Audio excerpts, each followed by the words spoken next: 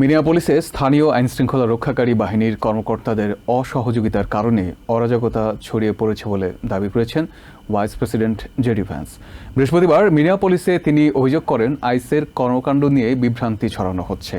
এর আগে ওহাইওতে বক্তব্যে ট্রাম্প প্রশাসনের প্রথম বছরকে গ্রেট আমেরিকান কামব্যাক বলে আখ্যা দেন ভাইস প্রেসিডেন্ট। আইস কর্মকর্তা এবং স্থানীয় আইনশৃঙ্খলা রক্ষাকারী বাহিনীর কর্মকর্তাদের পাশে নিয়ে মঞ্চে দাঁড়িয়ে শুরুতেই মিনিয়াপলিসে ছড়িয়ে পড়া বিশৃঙ্খলা দমনের উপর জোর দেন vice president JD Vance. Well, I'm proud of the fact that we're standing behind law enforcement, and I'm proud of the fact that we're enforcing the country's laws. Vance জানান, মিনিয়াপলিসে অভিবাসন আইন প্রয়োগের ক্ষেত্রে স্থানীয় প্রশাসনের অসহযোগিতার কারণেই বিশৃঙ্খলা সৃষ্টি হচ্ছে। We're seeing this level of chaos only in Minneapolis. LA and Chicago, we had some problems there. Pretty much every jurisdiction where these guys are operating, you don't see the same level of chaos, you don't see the same level of violence, you don't see the problems that we're seeing in Minneapolis.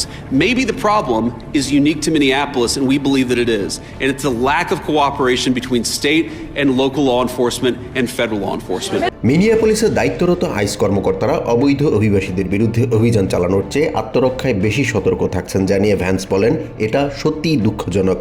আইসের কর্মকাণ্ড নিয়ে বিভ্রান্তি ছড়ানো হচ্ছে অভিযোগ করে Vance বলেন, 5 বছর বয়সী এক শিশুকে আটকের মিথ্যা তথ্য ছড়িয়ে পরিস্থিতি উত্তপ্ত করার চেষ্টা চলছে। That ICE detained a 5-year-old, when what are they supposed to do?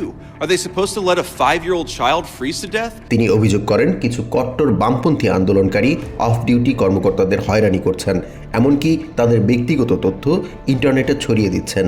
আইস কর্মকর্তার গুলিতে রেনে গুডের মৃত্যু নিয়ে তিনি দুঃখ প্রকাশ করেন, তবে উল্লেখ করেন গুড গাড়ি চালিয়ে এক কর্মকর্তাকে আঘাত করার চেষ্টা করেছিলেন। ভ্যান্স সতর্ক করে বলেন, যদি কেউ কোনো ফেডারেল কর্মকর্তাকে আক্রমণ করে তবে ট্রাম্প প্রশাসন তাদের বিরুদ্ধে কঠোর আইনি ব্যবস্থা নেবে। মিনিয়াপলিসের আগে ওহাইওর টলেডোতে বক্তব্য দেন জেডি ভ্যান্স। সেখানে তার ভাষণে ট্রাম্প প্রশাসনের প্রথম বছরের অর্থনৈতিক সাফল্যকে গ্রেট আমেরিকান কামব্যাক হিসেবে অভিহিত করেন। গত 1 বছরে দেশে $18 ট্রিলিয়ন নতুন বিনিয়োগ এসেছে বলেও জানান ভাইস প্রেসিডেন্ট।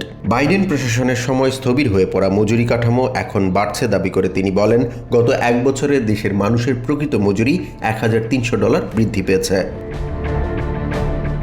গ্রিনল্যান্ড সম্পর্কে এক প্রশ্নের উত্তরে ভাইস প্রেসিডেন্ট বলেন, উত্তর মেরুতে ক্ষেপণাস্ত্র প্রতিরক্ষা ব্যবস্থার জন্য গ্রিনল্যান্ড অত্যন্ত গুরুত্বপূর্ণ। জাহান মিথুন, TVN 24 news desk. New York থেকে সম্প্রচারিত TVN 24 টেলিভিশন বিশ্বজুড়ে বাঙালির কণ্ঠস্বর।